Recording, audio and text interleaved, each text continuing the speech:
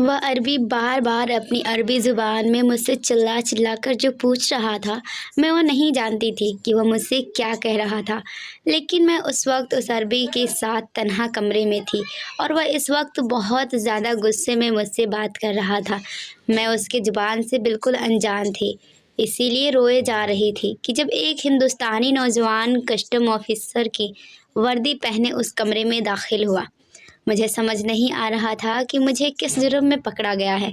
इस अरबी custom officer ने नहायत इज्जत के साथ हिंदुस्तानी नौजवान को अपनी ज़ुबान में न जाने क्या कहा कि वो बार बार मेरी तरफ उंगली से इशारे कर रहा था। उस हिंदुस्तानी ऑफिसर ने उसकी बात सुनकर सर हिलाया और अरबी ज़ुबान में कहने लगा, मैं बात करता हूँ, आप जाइए। वह अरबी कस्टम ऑफिसर उस कमरे से बाहर चला गया। छोटा सा कमरा था। वो ऑफिसर मेरे पास आया, मैं रो रही थी। उसने मेरे पास आकर मुझे सख्ती से कहा कि बंद करो अपना रोना धोना। उसके यूं चिल्लाने पर मैं कांप कर रह गई थी। उसने बड़ी तेज़ नज़रों से मेरी तरफ देखा था। कहने लगा, कब से ये सब काम कर रही हो? मैंने कहा, मैं आपकी बात नहीं समझी। मेरे अल्फाज सुनकर वो मुझे बड़ी ही अजीब नज़रों से देखने लगा।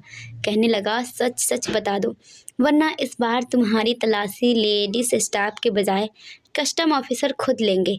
ये कहकर उसने मुझे यूं देखा कि मेरे बदन में सनसनी सी दौड़ गई। इस कमरे में मेरा बैग रखा हुआ था, जो कि उस वक्त खुला हुआ था। उसमें सामान बाहर की तरफ बिखरे हुए थे। वहाँ पर सिर्फ दो ही कुर्सियाँ थीं।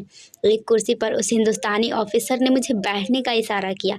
मैं मुसलसल रोए जा रही थी। कहने लगा, बैठो इधर। ये कहकर उसने एक सिगरेट जलाया और पीने लगा। मैंने एक नज़र उसकी तरफ देखा और बैठ गई। उसने सिगरेट का धुआं मेरे मुंह पर फेंका था। मैंने डरते हुए कहा, खुदा के लिए मेरे चचा को बुला दे। मेरी बात सुनकर वह कहने लगा, कौन सा चचा? नाम बताओ उसका। वह दहाड़ते हुए बोला। मैं चचा का जो नाम जानती थी मैंने बता दिया। मैंने कहा, चचा का नाम कासिम है। वह कहने लगे, ऐसा कोई शख्स हिंदुस्तान से दुबई नहीं आया। मैंने कहा, वो मेरे दूर के चचा है, मुझे उनका नाम मालूम है। आप देखिए, ये यहीं होंगे, मैं सच कह रही हूँ। वह कहने लगा, आपके चचा क्या आपकी बराबर सीट पर बैठकर आए थे?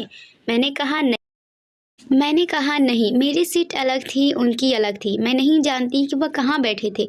शायद वो फर्स्ट क्लास में, मुझे ठीक से याद नहीं था, क्योंकि चचा ने तो मुझे पहले ही कह दिया था कि तुम एयर होस्टेस को बोर्डिंग कार्ड देकर पूछ लेना, वह तुम्हारी जगह पर बिठा देंगे। और कहने लगे, तुम पहली बार सफ़र कर रही हो, तुम्हें जहाज़ के सफ़र का अंदाज़ा नहीं है, इसीलिए वहीं बैठी रहना। मैं तो चचा के कहने पर बस वहीं बैठी रही। हिंदुस्तान से दुबई का सफ़र मैं इसी सीट पर बैठकर किया था। लेकिन जैसे ही मैं जहाज़ से बाहर निकली तो मुझे चचा कहीं भी नज़र नहीं आए।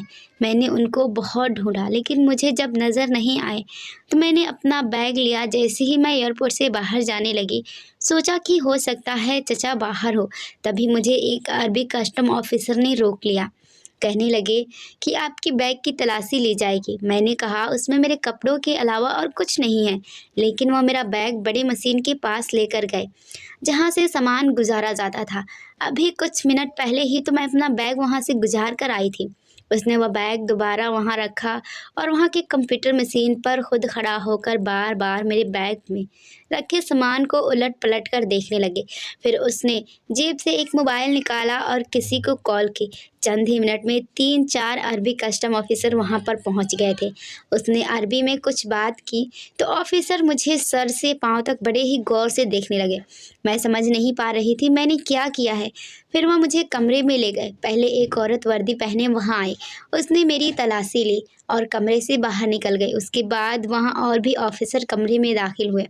ऑफिसर ने मेरा बैग खोला और मेरे सामान की तलाशी लेने लगे। उसमें से एक गिफ्ट पैक किट निकला और मुझसे गुस्से से अरबी में सवाल करने लगा, जो कि मेरे समझ से बिल्कुल बाहर था। मैं यह सब देखकर समझ नहीं पा रही थी कि मेरे साथ क्या हुआ है। मैंने ज़िंदगी में पहली बार जहाज़ का सफ़र किया था और पहली बार हिंदुस्तान से बाहर निकली थी और दुबई जा रही थी। पहले वह अरबी शख्स अरबी में सवाल करता रहा, लेकिन जब उसे पता चला कि मुझे अरबी बिल्कुल नहीं आती तो उसने एक हिंदुस्तानी कस्टम ऑफिसर को बुलाया। मैं डरी सहमी सामने कुर्सी पर बैठ गई और दूसरी कुर्सी पर वह बैठ गया। कहने लगा, जानती हो इस बारबी डॉल के गिफ्ट पैक में क्या है? उसने वह बारबी डॉल का डिब्बा अपने हाथ में पकड़ कर रखा, मुझसे पूछा। मैंने कहा, इसमें एक डॉल है। मेरी बात सुनकर वह कहने लगा, तुम्हारे पास कैसे आई? मैंने कहा, मेरे चचा ने मुझे दी थी। वह कहने लगे कि इसे तुम अपने पास रख लो, शायद अपने किसी दोस्त की बेटी के लिए ले जा रहे थे। तब वो ऑफिसर कहने लगा कि इसमें हीरे रखे हुए थे और ये स्मगलिंग की जा रही थी, जो कि बिल्कुल गैर कानूनी है। ये सुनकर तो मेरे होश उड़ गए। मैंने कहा, मैं नहीं जानती, ये तो मेरे चचा ने। मेरी बात अभी यहीं तक पहुंची थी कि वह शख्स दहाड़ते हुए बोला। कहने लगा कि किसे बेवकूफ़ बना रही हो लड़की? हम अच्छी तरह से जानते हैं, कोई भी आजकल के दौर में इतना बेवकूफ़ नहीं होता कि कोई इसे खिलौना पकड़ा दे और वो बगैर जांच परख किए बिना बैग में रख ले। तो मैं रोने लगी। कहने लगी कि मैं सच कह रही हूँ, मेरे चचा ने ही मुझे ये गिफ्ट पैक दिया था। वह कहने लगा कि तुम्हारे साथ हमें किसी भी ऐसे शख्स का रिकॉर्ड नहीं मिल रहा है जिससे ये साबित हो सके कि तुम्हारे साथ कोई और भी सफ़र कर रहा था। जो नाम तुम बता रही हो, उस नाम के किसी मुसाफिर का हमारे पास कोई रिकॉर्ड ही नहीं है। मैं पहली बार दुबई आई थी और एयरपोर्ट पर ही मुझे पकड़ लिया गया था। मैं अपने दूर के चचा के साथ दुबई नौकरी के लिए आई थी। उन्होंने कहा था कि मैं जाते ही वहाँ तुम्हारी नौकरी लगवा दूंगा। मैं उनकी बात मान गई, लेकिन मैं ये नहीं जानती थी कि दुबई पहुँचते ही मुझे जेल की शक्ल देखनी पड़ेगी। मेरे चचा ने मुंबई एयरपोर्ट पर अंदर जाने से पहले मुझे एक डॉल सेट दिया, जो कि गिफ्ट में पैक था और उसमें एक बहुत ही प्यारी प्लास्टिक की डॉल थी। कहने लगे, उसे अपने बैग में रख लो, मेरे पास सामान बहुत ज़्यादा है, जगह नहीं है। मैंने कहा कि आप इस खिलौने का क्या करेंगे? कहने लगे, रख लो, वहाँ पर मेरा एक दोस्त है, उसकी बेटी ने खास कहकर मुझसे मंगवाया है। मैंने मुस्कुराकर उस डॉल को अपने बैग में रख लिया, लेकिन मैं नहीं जानती थी कि मैं अपने सर पर कितनी बड़ी मुसीबत मोड़ ले ली है। ये ऑफिसर कहने लगे कि हमने तुम्हारे साथ किसी भी शख्स को नहीं देखा। मुंबई एयरपोर्ट से लेकर दुबई तक तुम अकेली ही थी।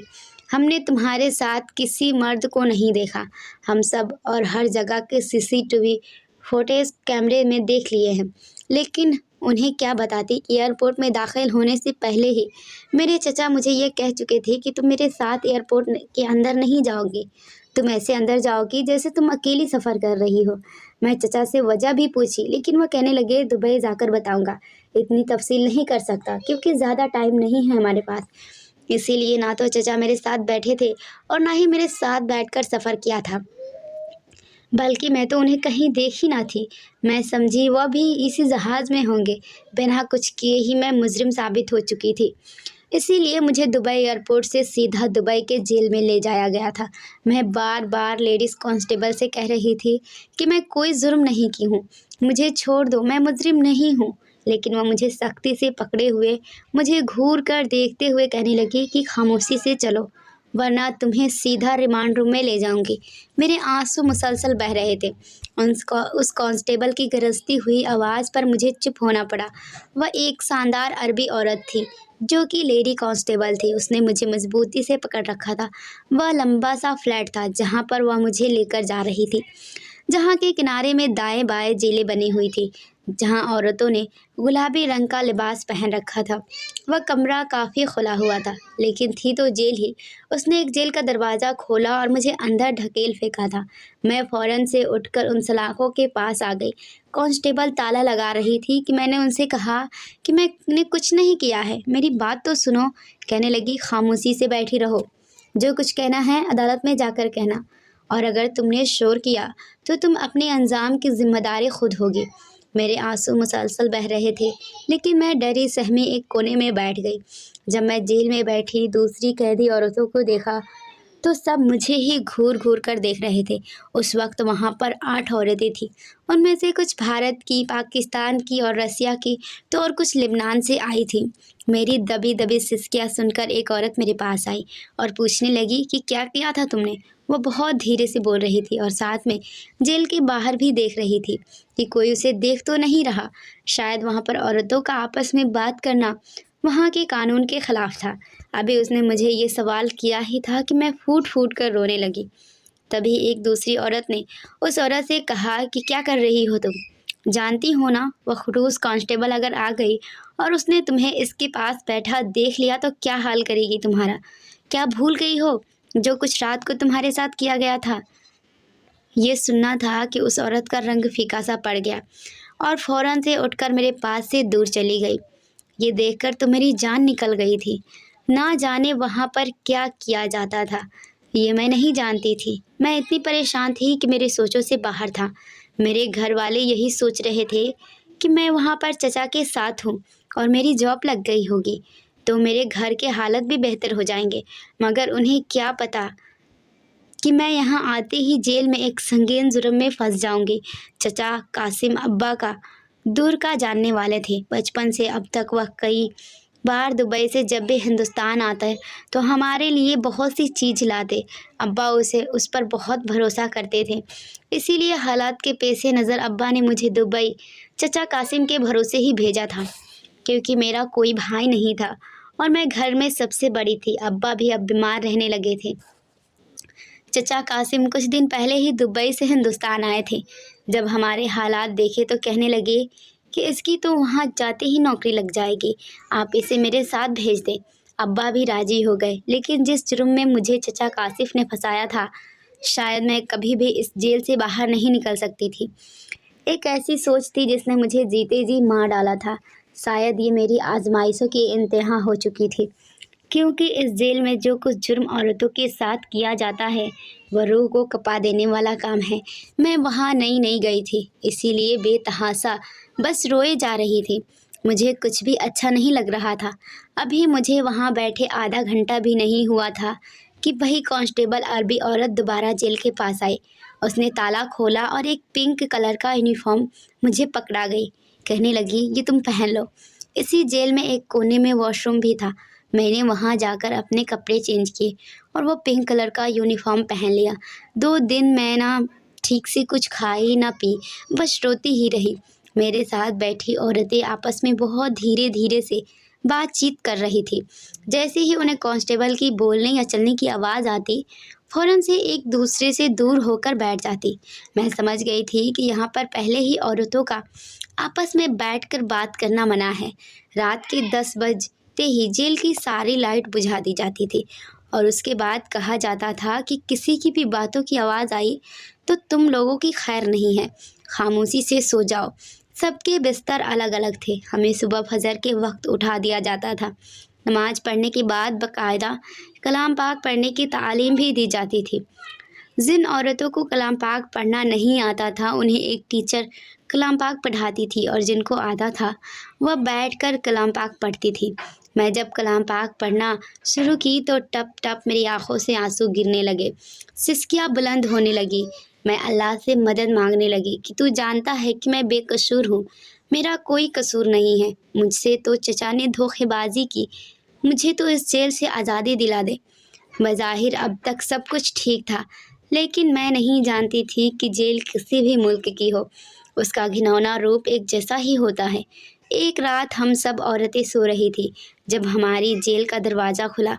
मैं हमेशा से नींद की कच्ची थी। मैंने ज़रा सी आंखें खोलकर देखा तो वही अरबी कांस्टेबल थी। कमरे में दाखिल हुई और मेरे साथ वाले बिस्तर पर लेटी एक 20 साल की लड़की को उसने ज़रा सा हिलाकर जगाया। जैसे ही वह लड़की जागी तो उसको चुप रहने का इशारा किया। उस औरत को देखकर वह लड़की भी बदहवास हुई थी। उस औरत ने उसे बेड से नीचे उतरकर बाहर निकलने का इशारा किया। ये देखकर तो मैं घबरा गई थी। वह इसे बाहर क्यों ले जा रही है? वह लड़की नामे सर हिलाने लगी तो उस लेडी कांस्टेबल ने उसे घूर कर देखा और उसकी बाजू पकड़कर सबसे पहले दूसरी बाजू से उसके मुंह पर हाथ रखा। उसका बाजू जोर से दबाया और आंखों ही आंखों में उसे इशारे करने लगी कि वह जेल से बाहर निकले। वह लड़की शायद घबरा गई थी, इसीलिए उस कांस्टेबल के साथ बाहर चली गई। जैसे खामोशी से दरवाज़ा खुला था वैसे ही बंद हो गया। मैं हैरान थी कि उस लड़की को इस वक्त वो कांस्टेबल कहाँ लेकर गई थी। मैंने महसूस किया कि उस वक्त जेल में लेटी कुछ औरतें जाग रही थी, क्योंकि मैंने 2-3 औरतों को हिलते डुलते देखा था, जिनकी आंखें बार बार जेल की बैरूनी दरवाजे की तरफ उठ रही थी, मगर उनकी आंखों में बेतहासा खौफ था। कमरे में एक नाइट बल्ब जल रही थी जिससे कि मैं सबकी चेहरे को देख पा रही थी, लेकिन सभी लेटी थी जैसे कि सो रही हो। میں بھی ایسے ہی لیٹی تھی، لیکن میرا دماغ اب یہ سوچ رہا تھا کہ رات کے اس پہر اس لڑکی کو باہر کیوں لے کر گئی۔ میرے آنکھوں سے تو خوف کے مارے نیند ہی غائب ہو چکی تھی۔ چند دن بعد 2 لیڈیز کانسٹیبل اس لڑکی کو سہارا دیتے ہوئے واپس جیل میں لے آئی اور اسے اس کے بستر پر لٹا کر چلی گئی۔ اس کی حالت دیکھ کر تو میرا دل دھڑکنا بھول گیا تھا۔ میرا دل خوف کے مارے کانپنے لگا، نہ جانے انہوں نے اس کے ساتھ کیا کیا تھا۔ میں اس قدر خوف زدہ ہو گئی تھی کہ بری طرح سے اپنے بستر پر لیٹی کپ کپانے لگی تھی۔ مجھے یاد آنے لگا کہ جب میں اپنے ملک میں تھی تب پاکستان کے جیل کے بارے میں سنا تھا کہ ان جیلوں میں بھی عورتوں کے ساتھ کس قسم کے ظلم اور زیادتی کی جاتی ہے۔ میرے آنکھوں سے آنسو بہنے لگے اور میں سوچنے لگی کہ شاید جو نمبر آج اس لڑکی کا لگا ہے کل میرا لگ جائے۔ اس سوچ نے میرے پورے بدن میں سنسنی سی دوڑا کے رکھ دی تھی۔ اگلی روز فجر کے وقت تمام عورتیں جیل سے باہر نکلی تھی تاکہ ایک ہال نما کمرے میں فجر کی نماز ادا کر سکے، لیکن وہ 20 سال کی لڑکی بالکل بے جان سے بس وہیں لیٹی رہی تھی۔ کسی نے بھی اسے جگانے کی کوشش نہیں کی۔ میں فوراً سے ایک عورت کے پاس جا کر کھڑی ہو گئی۔ میں نے کہا کہ اسے کیا ہوا ہے۔ میری بات سن کر اس نے اپنے ہونٹوں پر انگلی رکھی اور مجھے چپ رہنے کا اشارہ کیا۔ اس سے پہلے کہ مجھے کچھ کہتی وہاں پر وہی کانسٹیبل آ گئی تھی۔ کہنے لگی، جلدی سے چلو، نماز کا وقت ہو رہا ہے۔ وہ عورت تیزی سے میرے آگے سے گزر کر باہر نکل گئی۔ وہاں پر موجود ہر عورت کے چہرے پر خوف کی گہری سائے تھے۔ 2 دن وہ لڑکی ایسے ہی بے ہوشی میں رہی۔ اس کی رنگت بالکل پیلی پڑ چکی تھی۔ بار بار وہ نیند کی غنودگی میں چلانے لگتی، منہ میں کچھ نہ کچھ بڑبڑانے لگتی، لیکن اس کی بڑبڑاہٹ میں سمجھ نہیں پا رہی تھی۔ وہ ایک لبنانی عورت تھی اور عربی زبان میں کچھ بڑبڑا رہی تھی۔ مجھے یہ لگا کہ شاید اسے نیند کا انجیکشن دیا گیا ہے۔ جیسے اسے ہوش آتا تو اپنا سر پکڑ کر بیٹھ جاتی، رونے لگتی، بار بار اپنے سر پر مکہ مار رہی ہوتی جیسے کہ اس کے سر پر درد ہو رہا ہو، یا عربی زبان میں کچھ بڑبڑا رہی تھی۔ مجھے یہ لگا کہ شاید اسے نیند کا انجیکشن دیا گیا ہے۔ جیسے اسے ہوش آتا تو اپنا سر پکڑ کر بیٹھ جاتی، رونے لگتی، بار بار اپنے سر پر مکہ مارتی رہتی جیسے کہ اس کے سر پر درد ہو رہا ہو، یا شاید اس کے دماغ پر غنودگی بہت زیادہ اثر تھا۔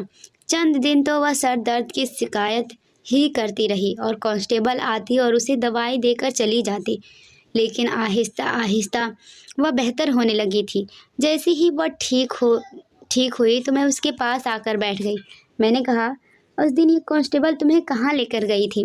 میری بات سن کر اس کے چہرے کی رنگت پھیکی پڑ گئی۔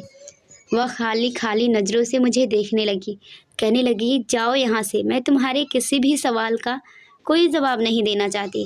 میں وہ اس قدر بلند آواز میں بولی کہ وہاں موجود عورتیں مجھے دیکھنے لگیں۔ ان میں سے ایک عورت میرے پاس آ گئی، مجھے بازو سے پکڑا اور مجھے اس لڑکی کے پاس سے اٹھا کر کھڑا کیا۔ کہنے لگی، اس کے پاس مت بیٹھو، تم کیوں اس سے سوال جواب کر رہی ہو؟ میں نے کہا، میں سب جاننا چاہتی ہوں۔ میں نے خود دیکھا تھا کہ رات کے وقت میں کانسٹیبل اس لڑکی کو اپنے ساتھ لے کر کہیں جا رہی تھی۔ میں نے تو دبئی کی جیل کے بارے میں بہت کچھ سن رکھا ہے کہ یہاں پر عورتوں کے ساتھ بڑا اچھا سلوک کیا جاتا ہے، مگر جو کچھ میں نے چند دن پہلے رات کے وقت دیکھا اس لڑکی کے ساتھ ہوتے ہوئے، مجھے خوف سا آنے لگا۔ شاید میرے اندر کا خوف تھا، میں سچ جاننا چاہتی تھی۔ وہ عورت کہنے لگی کہ تمہیں سچ جاننے کا شوق ہے، کچھ دن صبر کر لو، ساری حقیقت پتہ چل جائے گی، لیکن ہم تمہیں کچھ بھی نہیں بتائیں گے۔ یہاں پر جگہ جگہ کیمرے لگے ہوئے ہیں، ہماری ایک ایک حرکت کو نوٹ کیا جاتا ہے۔ یہ کہہ کر میرے پاس سے دور ہٹ گئی۔ اس نے یہ بات بھی بہت دھیمی لہجے میں بتائی تھی۔ اس کی بات سن کر میں اس جیل کے چاروں کونوں کی طرف نظر دوڑائی اور سب دیواروں کا جائزہ لیا، لیکن مجھے کہیں بھی کوئی کیمرہ لگا ہوا نظر نہیں آیا تھا۔ دیوار پر چھوٹے چھوٹے سوراخ موجود تھے۔ میں ایک دیوار کے پاس چلی گئی۔ دیکھنے میں یہ یوں لگتا تھا جیسے کہ دیوار پر کیل کاٹ کر نکالا ہوا ہو۔ اس میں سے جو چھوٹا سا سوراخ جاتا ہے بس اتنا ہی تھا۔ جیسے ہی میں نے اپنا ہاتھ پھیرنا شروع کیا، کچھ ہی دیر میں وہ کانسٹیبل ہماری جیل کے دروازے کے پاس آ گئی۔ کہنے لگی، اے لڑکی، تم کیا کر رہی ہو دیوار کے ساتھ؟ उसके पुकारने पर मैं चौंक सी गई थी। मैंने सहम कर उसकी तरफ देखा। मैं समझ गई कि शायद कैमरे यहीं लगाए गए हैं, लेकिन ऐसी सफाई से कि किसी भी मुजरिम को खबर ना हो सके। अगले ही रोज़ मेरे साथ वह हुआ जिसकी मुझे उम्मीद नहीं थी। वही कांस्टेबल अरबी औरत हमारी जेल के बाहर आई और मुझे बाहर निकलने के लिए कहा। ये सुनकर तो मैं डर गई थी कि शायद आज जुल्म सितम का निशाना मैं बनूंगी। मैं जाने से इनकार किया तो कहने लगी कि तुम्हें ऑफिसर ने बुलाया है। ये सुनकर तो मेरी जान निकल गई थी। मुझे कहने लगी जल्दी चलो।